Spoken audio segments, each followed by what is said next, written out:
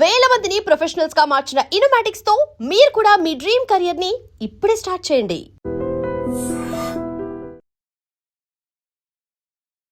మీ cinema చిత్రీకరణ విషయంలో ఎంత పట్టింపుగా ఉంటారనే దానికి నేను విన్నానండి, నిజమో కాదో నాకు తెలీదు. సరైన సినిమా అసలు అరవింద్ గారికి మీరు చూపించలేదంటగా ఆఖరి వరకు ఎవరో అన్నారు. ఎవరో అనడం కాదు సార్, నాకు వేరే సినిమాలో చూపించడాలు కొంత అయిన తర్వాత వాళ్ళతో అది నాకు అసలు అలవాటు లేదండి. నేను ఒకటి ఫిక్స్ అయ్యి కరెక్ట్గా ఇది అయిన తర్వాత నేను ఫైనల్ ఎడిట్ పర్ఫెక్ట్గా చేసిన తర్వాత కూర్చోబెట్టి చూపిస్తాను సార్. మీకు ఏం డౌట్ ఉందో చెప్పండి, ఇప్పుడు ఏం చేద్దాం, ఇబ్బంది లేదు. ఓకే, ఆ రోజు నేను చూపించినా కూడా మీరు గెస్ చేయలేరండి. ఏ సీన్ కాని సీన్ ఎప్పుడు చూపించినా బాగానే ఉంటాయి సార్. అవును, అది అంతా కూడా కంపోజ్ అయిన తర్వాత వచ్చేసేసి ఒక కరెక్ట్గా ఒక చైన్ ఆఫ్ దీనిలో పెట్టేసి లింక్స్లో పెట్టేసేసి కరెక్ట్గా ఒక స్క్రీన్ ప్లేలో పెట్టి మీ ముందు తీసుకొచ్చి పెట్టినప్పుడు మాత్రమే ఒక జడ్జిమెంట్ వస్తుంది. ముందే ఊరికే చూస్తాం, మేము చెప్తాం, ఏం చెప్పలేరండి ఎవరు అనుకుంటాం కానండి, చెప్పలేరు సార్. అక్కడ అది మనం చీట్ చేసినట్టు అవుతుంది. ఓకే, సో ఫైనల్గా చూసినప్పుడు ఒక్కసారి నాన్న ఇది ఇక్కడ ఏదైనా తేడా ఉంది, డైరెక్ట్ గారు ఇక్కడ ఏదైనా చిన్న ఇది ఉంది, అది ఒకసారి చూడండి. ఈజీ నాకు, ఓహో ఇందుకు అడుగుతున్నారా, లేదంటే సార్ ఇదిగో దీని లింక్ ఇదిగో ఇక్కడ ఉంది కాబట్టి నేను ఇక్కడ ఇది చేశాను అని చెప్పడానికి ఉంటుంది. లేదు కరెక్టేనా, లేదు సార్ నిజమే బాగుంది, టోటాలిటీ బాగుంది అనుకుంటే ఒకటి లేదు సార్ నిజంగానే ఇది చిన్న ఇది ఉంది సార్, ఓకే ఒక 2 days మనం పెట్టుకుందామండి, టోటల్ ఇంకేమున్నాయో చూసుకుని 2 days పెట్టేస్తాం. ఈజీ. అదే వాళ్ళకి చెప్పడానికి ఈజీ, మీకు చూపించడానికి ఈజీ, వాళ్ళు చెప్పిన తర్వాత మీరు కరెక్ట్ చేసుకోవడానికి కూడా ఈజీ అండి. అలా కాకుండా ఇవాళ చూసావు, ఒక ఇంటర్వెల్ దాకా అయింది, కొంతవరకు ఉంది చూసావు, ఇప్పుడే జడ్జ్ చేయలేరు. ఏం చెప్తారు, చూస్తారు అంతే. నాకు ఇంకా సెకండ్ హాఫ్ ఉంది కదా, నేను షూట్ చేయకుండా నువ్వేం చెప్తావు జడ్జిమెంట్? కరెక్ట్, ఎవరైనా సరే సార్. అవును, మీ ఫస్ట్ హాఫ్లో లాక్లు అన్నీ సెకండ్ హాఫ్లో ఉంటాయి కాబట్టి ఎలా పడితే అలా చూపించి కూడా వేస్ట్ అండి. ఊరికి చూపించామంటే చూపించాము అంతే. అది ఎందుకు, అది నాలుగానే ఏంటంటే నేను ఆయనకి ఇదే చెప్పానండి, గురుగారు నాకు జడ్జిమెంట్ కావాలి. జడ్జిమెంట్ కావాలంటే నువ్వు రోజుకోసారి చూసే జడ్జిమెంట్ రాదు. ఇది ఆల్రెడీ చూసాను ఎన్నిసార్లు. ఒక ఎంటర్టైన్మెంట్ సీన్ ఉందండి, ఒకసారి చూసావు నవ్వావు, రెండోసారి చూసాను నవ్వావు, మూడోసారి చూసావు నవ్వావు, నాలుగోసారి చూసావు నవ్వావు, ఐదోసారి చూసావు ఆల్రెడీ చూసాం అనుకుంటాం, ఆరోసారి నేను చక్కలికి పెట్టాలి. ఎందుకు వస్తుంది సార్ నవ్వు? సో అన్నిసార్లు నీకు, ఎందుకంటే నువ్వు ఇక్కడ చూస్తున్నావు, దానికి తర్వాత ఒక ఆర్ఆర్ యాడ్ అవుద్ది, అద్భుతమైన నీకు ఇది యాడ్ అవుద్ది, వాయిస్ యాడ్ అవుద్ది, డబ్బింగ్ యాడ్ అవుద్ది. ఇవన్నీ యాడ్ అయినప్పుడు ఒక డిఏ, కలర్ఫుల్ డిఏ యాడ్ అవుద్ది. ఇవన్నీ యాడ్ అయినప్పుడు ఉండే నీకు లుక్ కను మామూలుగా చూసేదానికి చాలా తేడా ఉంటుంది. కరెక్ట్ అండి, కరెక్ట్. అదైతే ముందు అరవింద్ గారికి ఇప్పుడు మీరు ఏది చూసినా కూడా నన్ను జడ్జ్ చేయలేనప్పుడు ఎందుకు చూడటం? ఇప్పుడు వద్దు, మీరు పొల్యూట్ అవ్వద్దు. మీరు ఒకేసారి చూసినప్పుడు మీకు ఒక ఆడియన్లా చూసావు, మీకు ఒక జడ్జిమెంట్ ఉంటుంది. సో అందుకని నేను ఫస్ట్ నుంచి నేను బాలయ్య గారికి కూడా ఫైనల్గా చూపిస్తానండి. అంతేనా? ఫైనల్గా చూపిస్తాను సార్. బేసిక్గా ఆయనకి నాకున్న బాండింగ్ వేరండి. ఆయన అసలు కథ కూడా అడగడు, వద్దు భయపడగారు, మీరున్నారు చూసుకుంటారు నాకెందుకు అంటాడు ఆయన. ఓకే, సో ఆయనకి నాకున్న నమ్మకం అండి, మా మధ్యలో ఉన్న బాండింగ్ అది. ఓకే, సో ఇంకా ఎక్కువ రెస్పాన్సిబిలిటీ కదా, నువ్వేం చెప్పద్దు నాకు, నువ్వే అది నిజంగానే బరువు కోసం అనండి. ఆయన నాకెందుకు భయపట్టున్నాడు కదా అని ఆయనకు ఒక నమ్మకం. ఆ నమ్మకాన్ని నేను నిలబెట్టుకుంటూ వచ్చాను కాబట్టి ఆయన ఇంకా బాగా నమ్ముతాడు. ఇప్పుడు మీరు మామూలు రెగ్యులర్ క్యారెక్టరైజేషన్ అయితే ఒక పద్ధతి అండి, అఖండలో ఈ క్యారెక్టర్ ముందు బాలయ్య బాబు గారికి చెప్పారా? అఘోరా క్యారెక్టర్. ఓకే, చెప్పిన తర్వాత షూట్కి వెళ్ళారా? 1 minute సార్ ఆయన వినింది. బాబు ఇప్పటివరకు మనం 2 ఇలా చేసాము, సోషల్ ఫార్మాట్ చేసాము, ఇప్పుడు సోషల్ ఫార్మాట్ 2.5 hours కష్టమైపోద్ది, మరి ఏం చేద్దామండి. నేను ఇలా అఘోరా క్యారెక్టర్ అనుకుంటున్నాను. అఘోరా అంటే విభూతి పూసుకొని హెయిర్ పెంచి వచ్చి ఇదా అన్నాడు. అవును బాబు, కాకపోతే బాలయ్య బోయపట్టాలి ఉంటారు కదా బాబు. కుట్టారుగా, బాలయ్య బోయపట్టి అలా ఉంటారు కదా. నిజమేనండి, మీ ఇష్టం, ఎప్పుడు గెటప్ చెక్క ఎప్పుడు వెళ్ళిపోతాం, ఇంతే జరిగింది. ఓ అంతేనండి, చాలా సింపుల్, చాలా సింపుల్. ఆ క్యారెక్టర్ ఎలా జర్నీ చేస్తాను, ఎందుకు నువ్వు చూసుకుంటావు కదా అన్నాడు ఆయన. ఓకే, అంతే, చూసుకోండి, తర్వాత మనం గెటప్ అంతప్పుడు కావాలంటే అప్పుడు ఏదైనా ఊరికే నేను ఎలా వెళ్ళాలి చెప్పండి నాకు చాలు అంటే అది నమ్మకం అండి, షీర్ ఫెయిత్ మీ మీద ఉన్న నమ్మకం అండి, అంతే. ఆ నమ్మకం ఉన్నప్పుడు మనం చాలా బాగా ఇంకెక్కువ వేసుకుంటామండి మా భుజాన. అది ఒక రకంగా హెవీ వెయిటేనండి. ఇప్పుడు కథ విని బాగోలేదు, ఇది మార్చండి, ఇలా మార్చండి అంటే అప్పుడు సమానమైన నిష్పత్తి ఉంటుంది రెస్పాన్సిబిలిటీ. ఇప్పుడు అంతా మీదే, మంచి అయినా చెడైనా. సో మీరు ఆ యాంగిల్లో మళ్ళీ సింగిల్ హ్యాండ్ ఫైటే కదా మీది. మరి దాన్ని మీరు ఎంజాయ్ చేస్తారండి బాగా. బాగా. ఎలా? ఎందుకంటే నేను రీమేక్ చేయలేను సార్. రీమేక్ చూపిస్తే నాకు కిక్ రాదు. నాకు రోజు స్ట్రగుల్ పడాలి. అమ్మ ఈ షాట్ ఎలా తీయాలి, ఇది ఇలా పెట్టాలి, ఇది మార్చాలి, బ్లాక్ మార్చాలి, నుంచి ఇది బయటికి తీయాలి. ఆ కిక్ ఉన్నప్పుడే నేను డైరెక్టర్గా బతికున్నట్టండి. అది లేని రోజు నాకు అవసరం లేదు సార్ అది. అందుకే నేను రీమేక్లు చేయనండి. రీమేక్లు చేయరు అసలు. ఆ ప్రస్తావన కూడా మీ దగ్గర రాదేమో. నేను చేయనండి, చేయలేను. నాకు కిక్ ఉండదు. అది నేను చూస్ చేసేదేం సార్. మరే కరెక్ట్. నేను అది పెద్ద ఇబ్బంది పడతాను. నేను రీమేక్లు మధ్య బాగా డిసప్పాయింట్ కూడా ఎప్పుడు రీమేక్ ఈజ్ అలా అని కాదు సార్. నేను వాళ్ళతో చెప్పలేదు. నేను ఎవరితో సినిమాలే కూడా నేను రీమేక్లకి వెళ్ళాను సార్. ఎందుకంటే ఆల్రెడీ చూసిన సినిమా సార్ అది. నేను సో కొత్త పాయింట్ ఆఫ్ వ్యూ ఏదైనా ఉంటే నేను చేస్తాను ఆ రీమేక్లో కూడా. కొత్త పాయింట్ ఆఫ్ వ్యూ దానికి. ఇప్పుడు నేను చేసిన దానిలోనే నాకు భద్ర ఉంది, సెకండ్ వెర్షన్ ఉంది. నాకు నేను చేయగలను. ఓకే, భద్రకి సెకండ్ వెర్షన్ ఉంది, కానీ సెంట్రల్ పాయింట్ అదే ఉంటుంది. ఆ సెంట్రల్ పాయింట్ మార్చాలి. మారిస్తే వచ్చేస్తుంది, మొత్తం కొత్త కథ వస్తుంది. ఓకే, సింహ కూడా అలాగే ఉంది. తులసికి లేదని సింహాకు ఉంది అలాగే. ఇదే ఉంటుంది, సెకండ్ వెర్షన్ ఉంటుంది. సెకండ్ అంటే అదర్ వెర్షన్, ఇంకో రకంగా కూడా తీయచ్చు సినిమా. ఓకే, అదర్ వెర్షన్ అలా ఇంకేదన్నా నేను వెళ్ళినప్పుడు చేయగలను. కాదు సార్, దాన్ని ఎవరు డిసైడ్ చేస్తారు? మీకు మీరే డిసైడ్ చేసుకుంటారు కదా రెండు వెర్షన్స్ ఉన్నప్పుడు. అంతే కదా సార్. అమ్మ మీరు మామూలు కారండి. కాదు సార్, ఎందుకంటే అది మా ధర్మం సార్. అది ధర్మం ఏంటంటే సార్, ధర్మం ఏంటి తేడా వచ్చిందంటే గొప్ప పగిలిపోతుంది. ఇప్పుడు ధర్మం ఓకే, మీ బాధ్యత, మీ ఉద్యోగ ధర్మం, లేకపోతే మీ బాధ్యతలో ఉండే ధర్మం అది.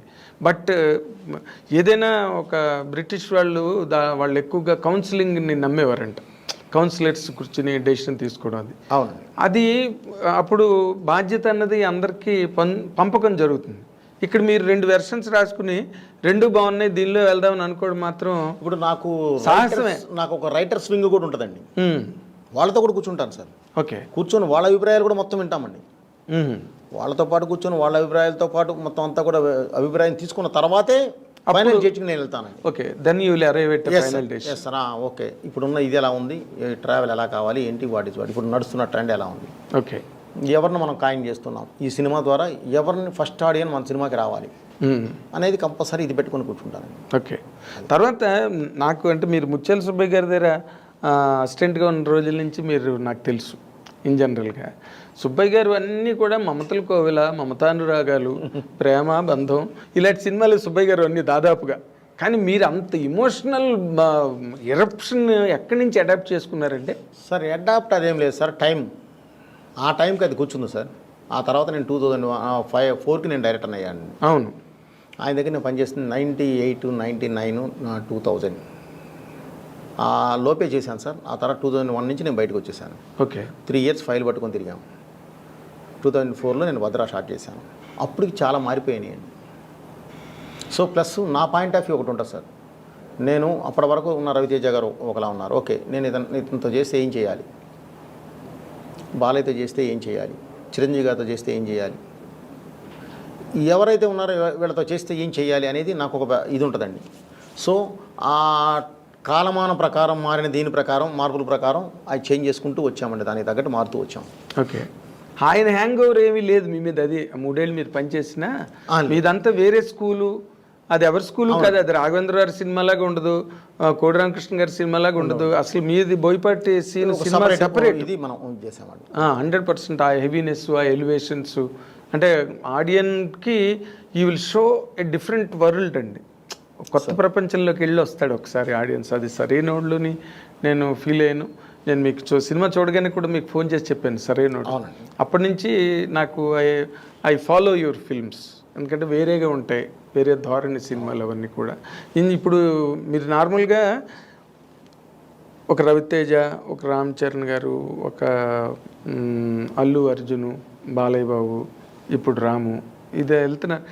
చిరంజీవి గారితో సినిమా చేసే సిచ్యువేషన్ ఎప్పుడు మీకు రాలేదండి? వస్తుందండి, కథ ఉండాలి సార్.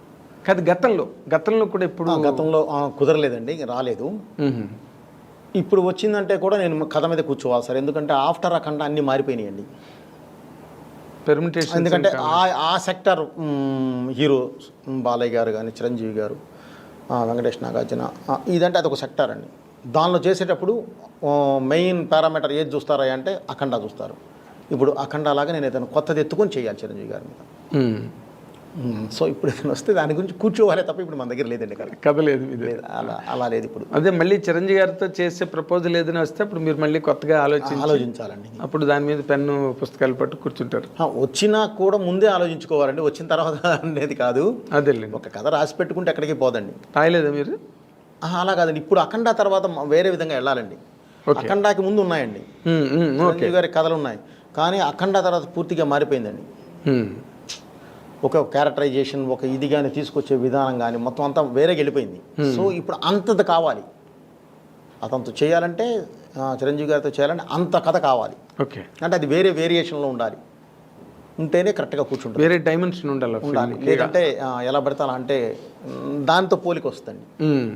సో అందుకని తొందరపడకూడదు. ఓకే. ఓకే.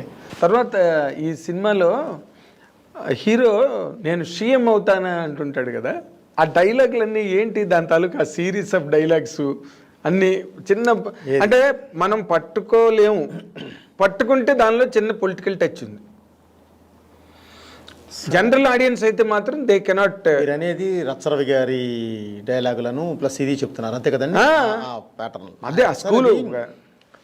ఈరోజు మీరు చిన్న పిల్లవాడిని అడిగినా సరే పాలిటిక్స్ ఎలా జరుగుతున్నాయి ఏంటి అనేది వాళ్ళకి అవగాహన ఉంది.